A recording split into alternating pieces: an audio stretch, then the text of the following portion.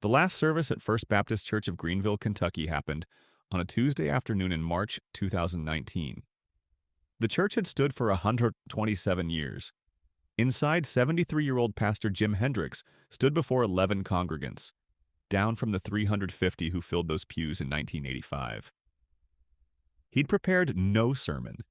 Instead, he walked to the piano bench, sat down, and played Amazing Grace, while tears rolled down the faces of people whose parents, grandparents, and great-grandparents had been baptized in that very sanctuary.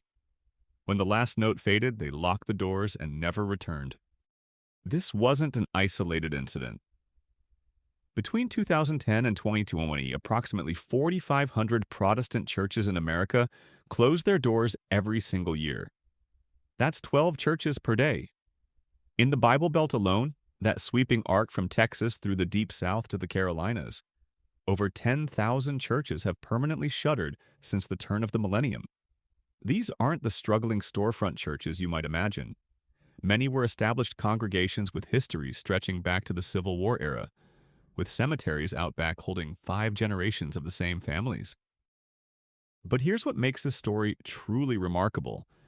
When sociologists and researchers started tracking where these displaced believers went, they discovered something nobody predicted. The answer wasn't simple.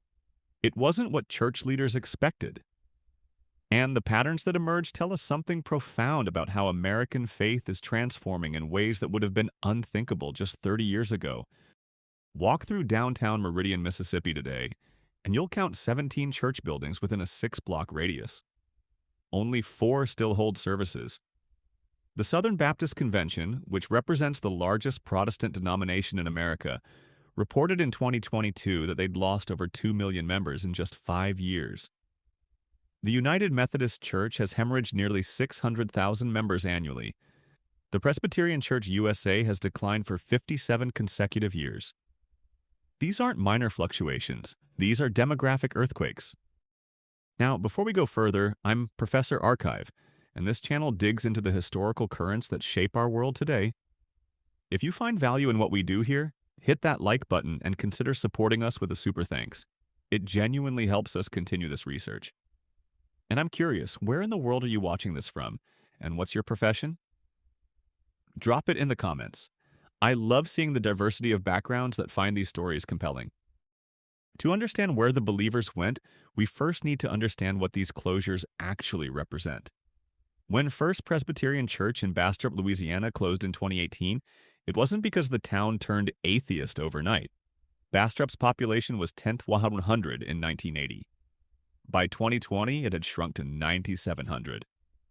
The median age had climbed from 31 to 39. The young people had left chasing jobs, opportunities, and lives that didn't exist in their hometowns anymore. The economic collapse of rural America didn't just shutter factories and Main Street businesses, it emptied church pews. Between 2010 and 2020, over 1,600 rural counties across America lost population. In the Bible Belt, this trend was particularly acute. Coffee County, Alabama lost 12% of its population. Lee County, Arkansas lost 23%. These weren't people dying off. They were people leaving, moving to Nashville, Atlanta, Charlotte, Houston, and Dallas. And when they arrived in these cities, something interesting happened. Many of them didn't look for new churches. Sarah Mitchell was 24 when she left her hometown of Durant, Oklahoma in 2014. She'd grown up in Assembly of God churches, attending 3 services a week, Sunday morning, Sunday evening, and Wednesday night Bible study. "My entire social life revolved around that church," she told researchers at the Pew Research Center in 2019. "Every friend I had, every social event, every milestone in my life happened in those walls." When she moved to Dallas for a marketing job, she visited 7 different churches in her first 3 months. She never joined any of them. Today, she identifies as spiritual but not religious. She meditates. She reads Buddhist philosophy. She volunteers at a homeless shelter twice a month. But she hasn't attended a church service in 6 years. Sarah represents one of the most significant groups of displaced believers, the dechurched. Sociologists estimate that approximately 40 million Americans fit this category, They were raised in church. They believed, or at least participated, but somewhere along the line, they stopped attending. Not necessarily because they lost their faith, but because the institutional structure no longer resonated with their lives. Research from the Harvard Divinity School in 2021 found that among people aged 25 to 40 who grew up in evangelical churches, 63% no longer attend services regularly, yet 44% still identify as Christian and 31% still pray daily. The closure of those 10,000 Bible Belt churches didn't create the dechurched phenomenon, but it accelerated it. When your childhood church closes, when the building where you were baptized becomes a furniture warehouse or gets demolished for a parking lot, something psychological shifts. The physical anchor to that tradition disappears, and for many people, that's when they realize they can maintain their spiritual identity without maintaining their church membership. But that's just one stream in this river. Let me tell you about Grace Community Church in Apex, North Carolina. In 2008, they had 320 members. Today, they have 2,400. They meet in a converted warehouse with a coffee bar, a full production studio, a children's wing that looks like a theme park, and 7 staff members dedicated entirely to social media and online engagement. When I spoke with Pastor Derek Thompson in 2023, he told me something that stunned me. 37% of our congregation came from churches that closed. We're not converting atheists. We're collecting refugees. This is the second stream, the megachurch migration. As small and mid-sized churches closed across the Bible Belt, many of their members didn't leave Christianity. They consolidated into larger, more robust congregations that could offer things their old churches couldn't. Professional quality worship bands, programs for children and teenagers with budgets that rivaled small schools, pastors who could actually speak to modern concerns without sounding like they were stuck in 1952. The numbers are striking. In 1970, there were approximately 10 megachurches in America, congregations with 2,000 or more weekly attendees. By 2020, there were over 1,600. That growth accelerated dramatically in the Bible Belt. North Point Community Church in Alpharetta, Georgia, grew from 7,000 attendees in 2000 to over 38,000 by 2020. The Church of the Highlands in Birmingham, Alabama, started in a high school gymnasium in 2001 with 34 people. By 2019, they had over 60,000 attendees across multiple campuses. These megachurches became collection points for displaced believers. They offered something compelling, anonymity combined with belonging. You could attend a church with 5,000 people and never have anyone notice if you skipped 3 weeks. But you could also find your niche, a small group for young professionals, a Bible study for divorced parents, a recovery program for addiction, and build deep community within that subset. For many people leaving small towns where the church knew every detail of your life, this model was liberating. Dr. Randall Stevens, a historian of American religion at Northumbria University, describes it as the Walmart-ification of American Christianity. Just as small-town general stores couldn't compete when Walmart arrived, small-town churches struggled when a slick, well-funded megachurch planted a campus 20 minutes away. The production quality, the resources, the sheer scale of what they could offer, it was a different category of religious experience entirely. But not everyone moved to megachurches. Meet Thomas and Jennifer Hartwell from Tuscaloosa, Alabama. When their United Methodist Church closed in 2016, they were devastated. They'd attended for 22 years. Their children had been baptized there. Jennifer's mother's funeral had been held there. They visited several larger churches but felt lost in the crowds. Then Jennifer's cousin mentioned that she'd started attending a house church. 8 families met every Sunday in rotating living rooms. They sang hymns, discussed scripture, prayed together, and shared a meal. No professional pastor, no building fund, no elaborate programs. Just believers gathering in the oldest tradition of Christianity. This is the third stream, the house church movement. It's remarkably difficult to get accurate numbers on house churches because, by definition, they're informal and unregistered. But researchers estimate that between 6 and 12 million Americans now participate in some form of house church. or simple church model. That's up from approximately 1 million in 2000. Many of these participants are refugees from closed or declining traditional churches. The appeal is multifaceted. There's the financial aspect. No building to maintain, no staff to pay, no overhead costs. Everything donated can go directly to charity or community needs. There's the intimacy. You can't hide in a group of 12 people. Everyone participates, everyone's known, everyone's story matters.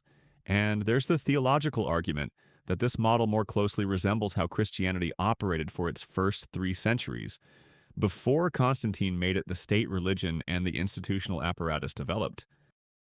David Garrison, author of A Wind in the House of Islam, documented that the house church model is experiencing explosive growth worldwide, particularly in contexts where institutional Christianity is declining or restricted.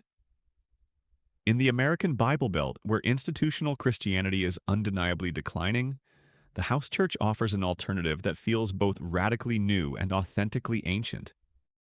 Then there's the stream nobody saw coming. When Second Baptist Church in Henderson, Kentucky closed in 2017, 64-year-old Donna Richards felt unmoored. She'd attended that church since 1971. Sunday morning service was as fundamental to her routine as breathing. A friend told her about an online church based in Los Angeles called Church Online. Donna was skeptical. How could you have church through a computer screen? But on a Sunday morning in April 2017, she logged on. The worship music was professionally produced. The sermon was engaging. And in the chat window, hundreds of people from across the country were interacting, praying for each other, sharing struggles and victories. Donna found herself crying. She'd found her people again. Her people. The digital migration represents perhaps the most revolutionary shift in where displaced believers have gone. Before the COVID-19 pandemic, online church attendance was a niche phenomenon, estimated at around 2 to 3 million regular participants. The pandemic forced every church to develop online capabilities practically overnight. And when lockdowns ended, millions of people realized they preferred it. By 2023, Pew Research found that 27% of Americans who identify as Christian attend religious services primarily or exclusively online. For people in rural areas where churches had closed, this was transformative. Instead of driving 45 minutes to the nearest town with a functioning church of their denomination, they could access world-class teaching from their living room. They could attend a Baptist church in Texas on Sunday morning, a Pentecostal service from California on Sunday evening, and a Bible study from a Presbyterian church in Virginia on Wednesday night. Denominational loyalty, which had kept people tethered to specific theological traditions for generations, began to dissolve. Life.Church, a multi-site megachurch based in Oklahoma, reported that their online campus had over 100,000 participants in 2023, making it larger than all but a handful of megachurches' physical attendance. The phenomenon raised serious theological questions that church leaders are still grappling with. Can you have communion through a screen? Can baptism be witnessed virtually and still hold sacramental weight? What does Christian community mean if you never physically gather? But for Donna Richards and millions like her, these questions are secondary to the practical reality. Online church gave her back something she thought she'd lost when her building closed. Connection, teaching, worship, community, even if that community existed primarily through typed messages and video calls. Now, here's where the story takes a darker turn. Not everyone who left closed churches found their way to megachurches, house churches, or online communities. Dr. Ryan Burge, a political scientist at Eastern Illinois University who specializes in religious demographics, analyzed data from multiple sources and concluded that approximately 30 to 35% of people displaced from closed churches simply stopped participating in any form of organized religion. They became what researchers call knowns, people who, when surveyed about religious affiliation, check none of the above. The knowns are now the fastest-growing religious category in America, representing nearly 30% of the population as of 2023, up from just 16% in 2007.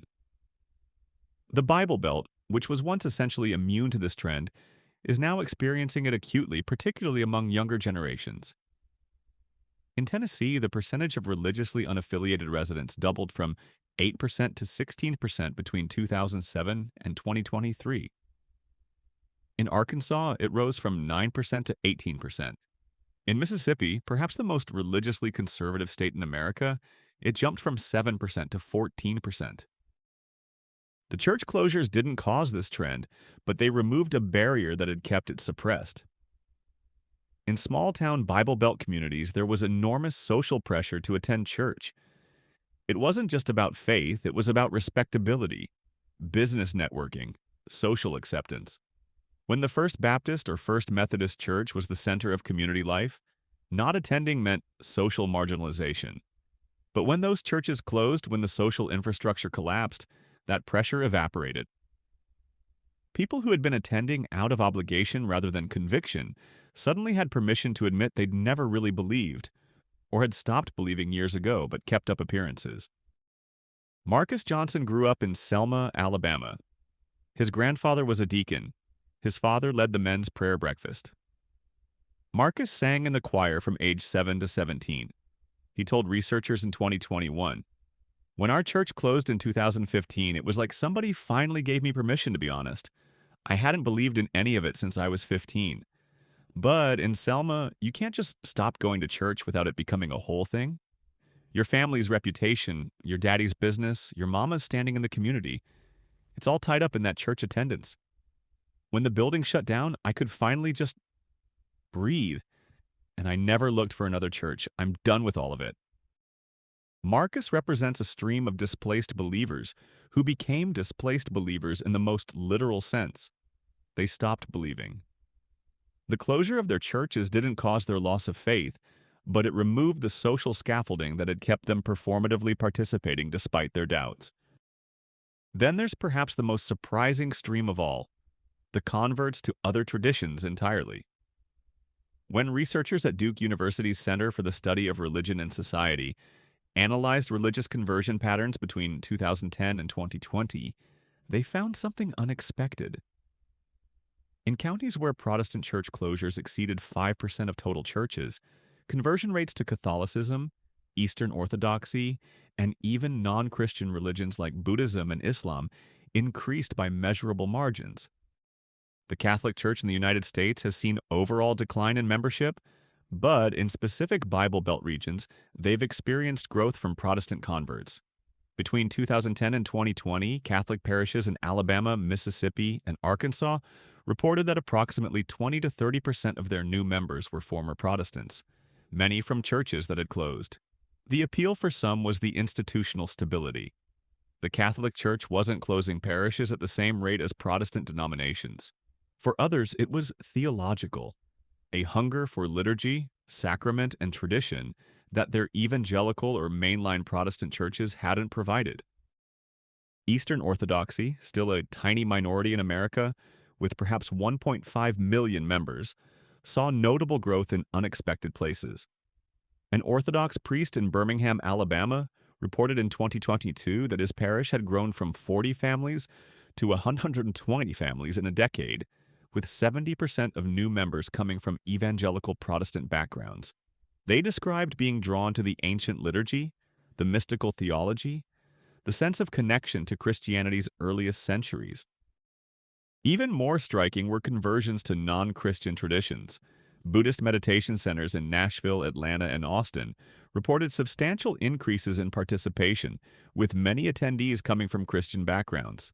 Dr. Emily Chen at the University of Texas documented that between 2015 and 2020, Buddhist centers in Texas saw a 40% increase in participants, with surveys indicating that approximately half came from Protestant Christian backgrounds and a quarter specifically mentioned their previous church had closed or was in decline. The pattern revealed something profound. For some displaced believers, the closure of their church didn't prompt a search for a similar church. It prompted a search for meaning itself. And that search led them down paths that would have horrified their grandparents who'd built those now shuttered sanctuaries. But amidst all these streams, the dechurched, the megachurch migrants, the house church participants, the digital congregants, the nones, and the converts, there's one more category that's easy to overlook but perhaps most important: those who stayed. Those who refused to let their churches die. Those who fought against the tide. In rural Georgia, a town called Omega had 3 churches in 2010. By 2018, 2 had closed. The third, Omega United Methodist Church, was down to 17 regular attendees, all over 65 years old. The denomination's regional authority recommended they close and merge with a church 20 miles away. The congregation said no. They couldn't afford a full-time pastor, so a retired teacher named Franklin Moore volunteered to lead services. They couldn't maintain the full building, so they sealed off the sanctuary and met in the fellowship hall. They couldn't afford a music director, so they sang hymns a cappella or played recordings. But they kept the doors open. By 2023, Omega United Methodist Church had 32 attendees. Not because young families moved to town, they didn't. Not because they developed some innovative program, they couldn't afford it. But because those 17 people refused to let their church die, and their persistence itself became a testimony that attracted a few others. They became a witness to an older model of faith. Stubborn, unglamorous, sustained not by professional excellence or emotional highs, but by simple, grinding commitment. These holdout churches exist throughout the Bible Belt. Small congregations, often elderly, frequently struggling financially, always aware they're one bad year from closure. They're not growing. They're not dynamic. They don't appear in any case studies of successful churches. But they persist.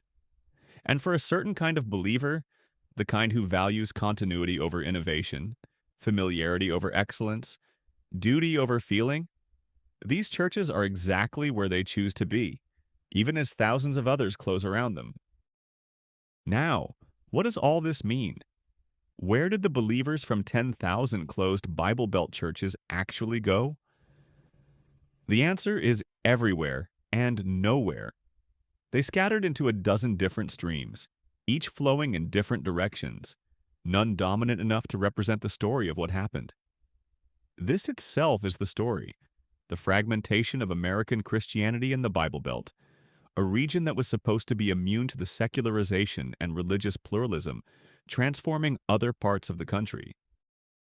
For centuries, the Bible Belt represented religious stability. You were born into a denomination, Baptist, Methodist, Presbyterian, and you died in it. Your children would be baptized in the same church as you, probably by the same pastor or his successor. The social fabric of community life was woven through church attendance, church programs, church leadership. When researchers talk about social capital, the networks of relationships that hold communities together, Bible Belt churches were the primary generators of that capital. The closure of 10,000 churches represents the unraveling of that fabric, and the dispersal of those believers into megachurches, house churches, online communities, non-affiliation, and other traditions represents not just a change in where people worship, but a fundamental transformation in how American religious identity operates. Denominational loyalty has collapsed. Geographic loyalty has collapsed. Institutional loyalty has collapsed. What remains is individual choice, the ultimate expression of American consumer culture applied to religion. Dr. Robert Putnam, author of Bowling Alone and American Grace, argues that this transformation has profound social consequences beyond religion itself. Those closed churches weren't just worship spaces. They were civic infrastructure. They hosted voting precincts, AA meetings, community suppers, youth sports leagues, food pantries. They provided social services that government didn't. They created opportunities for cross-generational relationships that increasingly don't exist elsewhere in American life. They built social trust. When you track social dysfunction metrics, rates of addiction, suicide, social isolation, civic disengagement, they correlate disturbingly with church closure rates, even controlling for economic factors. This doesn't necessarily mean that church closure causes these problems. More likely, both are symptoms of the same underlying social disintegration. But it suggests that the question, where did the believers go, might be less important than the question, what disappeared when those churches closed? Yet it's not all decline and loss. Some of those displaced believers found more authentic, vital faith expressions than they'd experienced in dying institutions. Sarah Mitchell, who left church when she moved to Dallas, told me something I found striking. I pray more now than I did when I attended 3 services a week. I read the Bible more thoughtfully. I live out the values Jesus taught more intentionally. I just don't do it in a building with a steeple. Maybe the church had to die for my faith to really live. The house churches, despite their informality, often achieve a quality of Christian community that larger institutions can't replicate. The megachurches, whatever their theological or cultural compromises, reach people who would never darken the door of a traditional church. The online communities connect isolated believers who have no physical options. Even the knowns and the converts to other traditions represent people honestly grappling with questions of meaning, purpose, and transcendence rather than going through religious motions. The closure of 10,000 Bible Belt churches is a genuine loss of heritage, of community, of institutional memory. But it's also potentially a liberation. Liberation from dead traditions. Liberation from social performance masquerading as faith. Liberation to seek God, however we understand that, in ways that previous generations couldn't have imagined. In the end, where did the believers go? They went searching. Some found what they were looking for. Some found something they weren't looking for but needed. Some are still searching, and some concluded there was nothing to find. But the very fact that they had to go somewhere, that the old certainties no longer held, that the buildings their grandparents built could not contain their grandchildren's faith or lack thereof, that itself tells the story of American religion in the 21st century. The river has broken its banks. Where it flows next, nobody can say with certainty. But those 10,000 closed churches mark the landscape where the old course once ran, monuments to a way of believing that sustained millions but could not sustain itself. What emerges from this disruption remains to be written. The believers went looking for God in new places. Whether they find what they're seeking or find that what they're seeking doesn't exist will determine the shape of American spirituality for generations to come.